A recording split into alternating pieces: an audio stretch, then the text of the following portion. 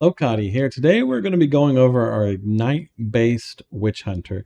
This is an oil grenade incinerate build designed to kill everything on the screen with burning ground.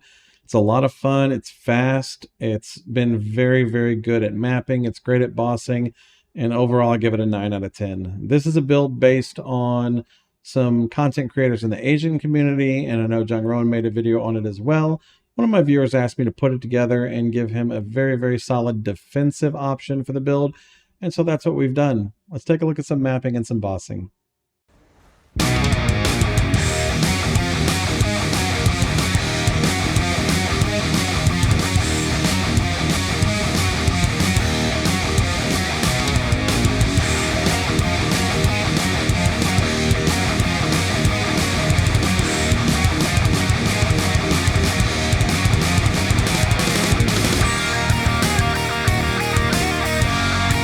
Easy peasy.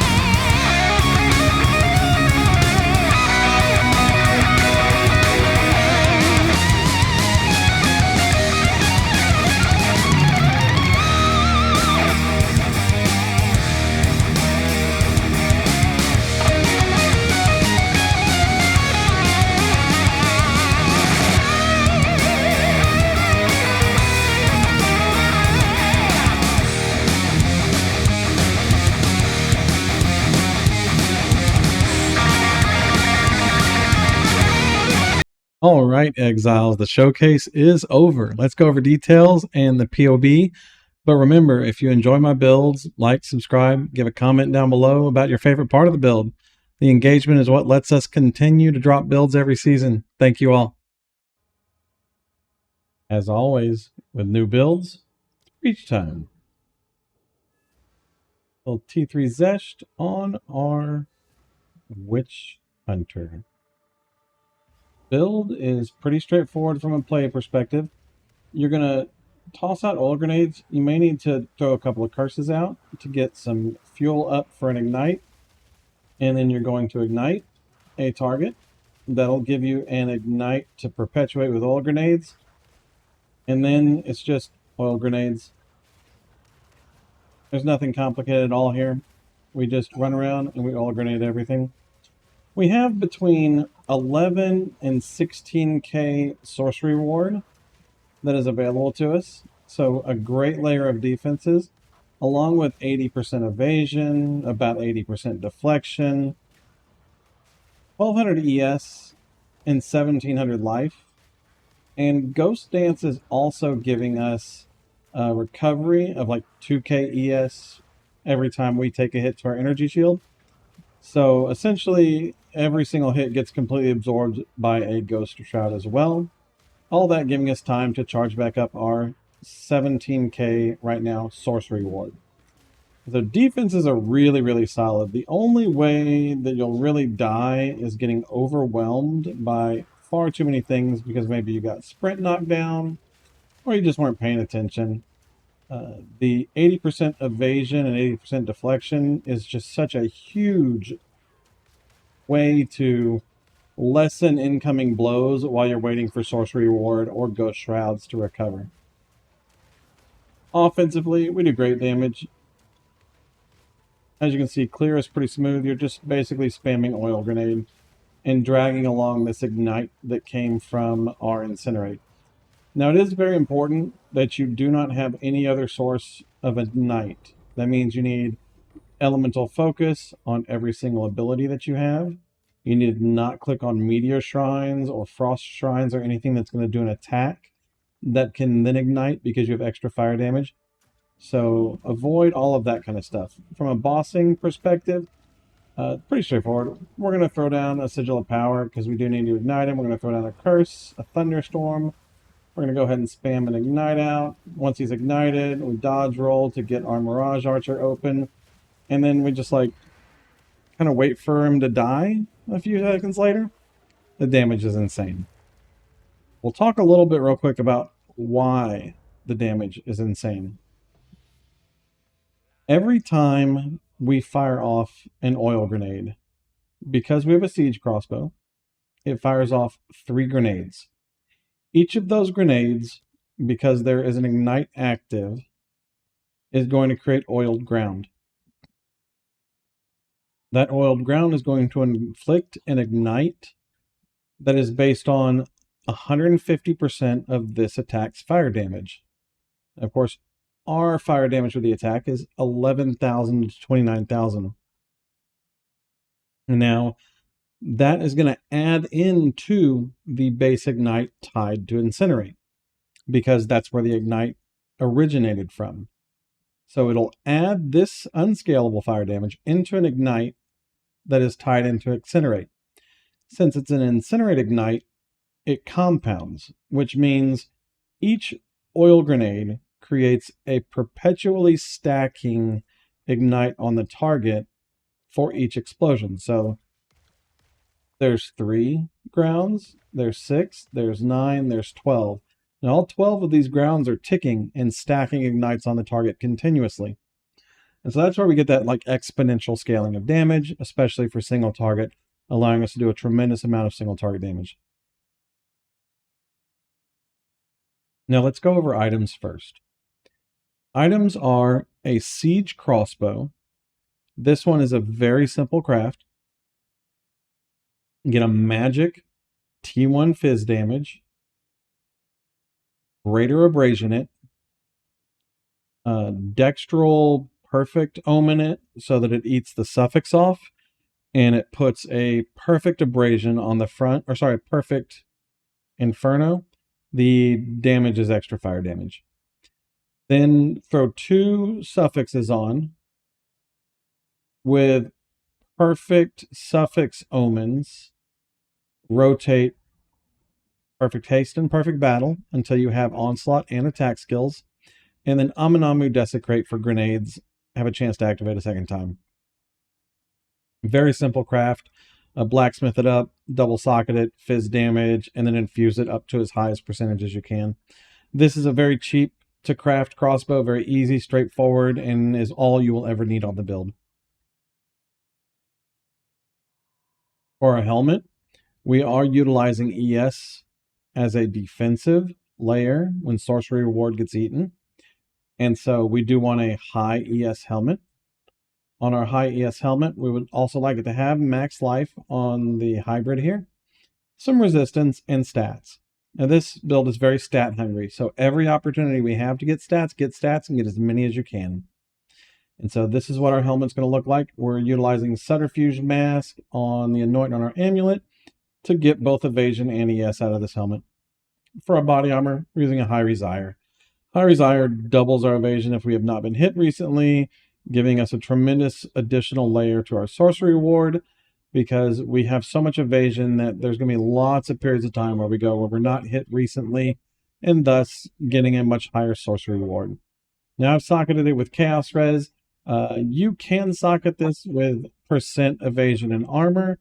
However, because it has such a large amount of percent evasion built into the item, it's really not as beneficial. And so I would use these 2 slots more utilitarian. For our amulet, we're just looking for evasion rating, global defenses, and spirit. And then suffixes, we want prog skills and attributes and or elemental resistances. We don't need this life regeneration at all. It's just what is on here right now until I get around to Omen of lighting that and getting a better desecrate. For our ring, I'm mirroring this ring because it's just a really good ring, and this is exactly what you want. You want high fire damage to attacks, high increased fire damage, high evasion, and high resistances, along with some chaos res. This is an ideal ring. For our gloves, we want as high of evasion as we can get, alongside a T1 or T2 max life. And for suffixes, we want deflection as well as resistances. This has crit bonus damage on it. It's not necessary nor ideal, but it's such a high evasion glove that we're just going to go ahead and hang on to it for now. For our boots, you want move speed, high evasion, a T1 or T2 max life, as well as deflection and resistances. And finally, our belt, we're running an ingenuity. If you can get one corrupted with some base stats on it, that also really helps out because, again, stats are kind of sketchy on the build as a whole. For our charms, running a stone charm for stuns, an amethyst charm for chaos damage because we are not quite chaos res capped, and a staunching charm because bleeds are very deadly. In that same vein, we are specifically running crystallized immunities and making sure that we have more strength gems than anything else so that we are immune to ignites as well, because both ignites and bleeds bypass sorcery reward. Very dangerous stuff. We've got 3k life ES to kind of absorb some damage from them, but ideally we just don't want to ever be bled or ignited.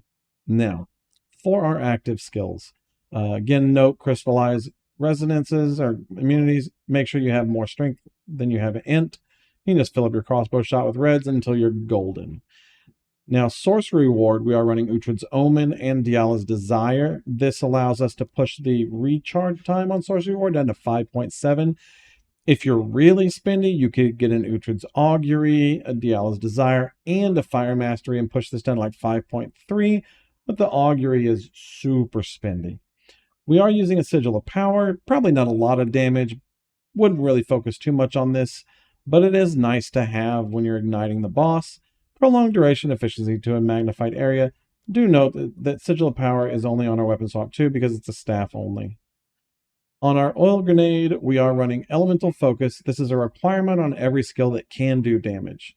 Along with Encroaching Ground for more AoE, Magnified Area for more AoE, Short Fuse 2, because the less detonation time just makes it explode faster. It's more comfy for mapping. If you need more damage, run Short Fuse 1. And then finally, Efficiency 2, because it's just so much mana to deal with, and I really don't like being short on mana ever. Now, if you want to use a regular mana flask instead of a Lavianya's, then you can go ahead and run Elemental Armament 2 in here, or something else that allows you to do fire damage to increase your ignites. On Incinerate, we are running Wildfire, Ignite 3, Fiery Death. I've been playing with. It doesn't work for ignites that originated from the ignited ground. But Wildfire does. So wildfire will allow ignites to spread. This is very important because flying enemies are not affected by the ignited ground. You have to have a way to spread the ignite. But we should probably run considered casting instead of fiery death here, or fire mastery, or basically anything with fiery death. Fiery death does not appear to trigger the explosion, which we were just looking to get some more damage out of them for clear whenever it originates from the ignited ground. Burgeon 2 for damage, rapid casting 2. This just allows us to get a big ignite on the boss, which means that whenever we drop our oiled ground, it absorbs that large ignite. It does a lot of damage. Elemental weakness. We are running prolonged duration 2, magnified area 2, cursed ground, efficiency 2, and heightened curse. Thunderstorm, just your typical overcharge, commiserate, prolonged duration, shock conduction, and magnified area. This just allows us to guarantee a shock on the target. Mirage Archer, we are running Oil Grenade, Encroaching Ground, Elemental Focus, Cooldown Recovery, and Elemental Armament 2. The cooldown recovery is very important. It helps your Mirage Archer fire faster for the Oil Grenade, and it allows you to get your Mirage Archers out more frequently. On Wind Dancer, we are running Elemental Focus because, again, we don't want anything that does damage to ignite. Heft, Heavy Swing, Knockback, and Pin. This gives us a really solid defense. If we get surrounded by melee targets that are not immediately dead, it'll knock them back and then pin them so they can't rush back in and kill you. And then finally, Ghost Dance is our last defense with 5% of our evasion recovered as energy shield anytime we are hit, and we do not have max energy shield, along with Precision 1, Clarity 2, and Prolonged Duration 2. Precision 1, not necessary, but it was the only filler I had left because we had 48 Spirit Honor Amulet, a little bit more than would be necessary for the build. You do ideally want to run Clarity 2, though. The additional mana regeneration is very, very comfy.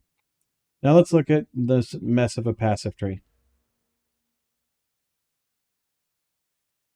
So, this passive tree, we are utilizing Witchhunter's Weapon Master, which gives us 100 passive skill points as weapon set skills, which means we have a whole lot of stuff that's on weapon swap. And the weapon swaps are, some are very important, some are preference. And so we'll kind of go over those. But the rest of our ascendancy is we're going up and taking Ceremonial Ablution for sorcery ward, affect physical and cast, as well as elemental damage. And then Witchbane is worthless unless you have no mercy. Culling Strike, it's 5% versus uniques, and you're not going to be hitting anything. So here's the thing. Culling Strike only triggers on a hit. Most things are dying to ignite. And so it's just not worth it. And then finally, Zealous Inquisition we cannot run. The reason we cannot run Zealous Inquisition is because we want extra damage as fire, because it's a great way to scale our damage. However, extra damage as fire means that we would deal physical damage, it would explode, it would do extra damage as fire, it would ignite, it overwrite our ignite from Incinerate, so we couldn't use it. So we're stuck with just taking some small passives. If you need some more damage, damage versus low life is good. Cooldown recovery rate gives you more grenades out faster, and increased area of effect is comfy. So those are your three options for your small passives on your ascendancy tree there. For our passive tree, we're obviously taking a lot of defensive nodes. And so we come down here, we take a little bit of proj damage because this proj damage is very good, and we want this extra strength and dexterity anyway. Come across here for Feel No Pain and Battle Hardened for defenses. Come down here for cooldown recovery, and you'll notice we take cooldown recovery here, grenade cooldown recovery over here, some cooldown recovery over here. All of that is very important. Anywhere that we can move our cooldown recovery off to weapon swap 1, which is our oil grenades, we are going to do that though. We are taking more defenses down here. This is a really good one because we're always have hit something recently, and reduced movement speed penalty while moving is very nice to have. This whole grenade wheel is on a weapon swap 1. This adrenaline rush is on a weapon swap 1 because we're only going to incinerate once or twice a map. All of our AoE and our attack here is all on weapon swap 1, along with our movement on weapon swap 1 over here. Down here, we do take crystallized immunities on both weapons. Coming across here, we go all the way down through Arsonist and Ignite Flammability as both weapons, and then we weapon swap over to here because the area of effect only affects attacks, and then this area of effect only affects for attacks. And so those are on weapon swap, but the first part of it is not. We move up here to grab this jewel socket, and I just haven't bought a jewel yet for it, but we will get one. We're going to get one just like this, which is increased. Well, what we would like is increased elemental damage, increased max energy shield, recover mana on kill. I probably don't need any more, but damaging ailments deal damage faster is very, very strong. And so in the POB, we'll have a little bit better jewel selection. I just haven't gotten around to getting idealized jewels. They're a little uncommon for this build. Up here, we use this weapon swap to sneak up, and weapon swap 2 to get all this fire damage, then ignite magnitude, as well as magnitude of ailments, which affects both our ignite and our shock. Down here, we come over here and we move up and we take weapon swap, crystallize or crystal elixir because we are using Lavianias, weapon swap for run and gun spray and pray, weapon swap for multitasking. Both weapons get our defensive nodes here. You will notice that I also weapon swap a little bit into evasion down here that I don't take on both trees. The reason for that is when we weapon swap, you lose the sorcery ward that one weapon swap didn't have access to. So we are using our weapon swap to take advantage of a few of these extra nodes just so that if we swap to incinerate, we lose the least amount of our sorcery ward as we have to in order to make that swap. Now up here, this is all ailment damaging things that are benefiting both the shock and the ignite, and so we take that on weapon swap 2. We come over here and we take evasion rating and damage deflected from hits, and then we add in a little bit more weapon swap for more evasion rating down here, and then we move up and we take more evasion and deflection over here, as well as some very important dexterity. Now, as I said, stats are very important because you need 137 or more dex for Wind Dancer, we need 137 or more int for Incinerate, and we need 89 strength for our crossbow. And so we do have a lot of stats here. Now, you'll be able to move some stats around as you go, but make sure that you get stats where you can. Stats on your gloves are good. Stats on your amulet are good. Stats on your helmet are good. And if you can, if you have room for resistances, get some more stats on your boots. If you've got enough stats on your gear, you can generally move these nodes around as sufficient. Do note for the weapon swap, we can utilize weapon swap 2 for int nodes for incinerate. So that lowers our total required int in weapon swap down to only about 115 if you're going to run an ancestral tiara. And so that is how our passive tree is going to be set up. This build has been a lot of fun. It is, caveat, a little laggy if you dump too many grenades out on the screen. It's also one of the reasons we're not using prolonged duration on any of our grenades, because too much ground creates too much lag, and there's nothing we can do about that. But the damage is insane, the clear is great, the speed of the build is good, the defenses are absolutely phenomenal. I've died one time on this character since I got him fully set up, and that was because I got sprint knocked down in the middle of a breach with like 30 projectile mobs on the screen. And so I think you'll have a lot of fun with the build. If you have any questions over it, come by Twitch, come by YouTube, ask. I'm happy to help out any way I can. Thank you very much for watching. Peace.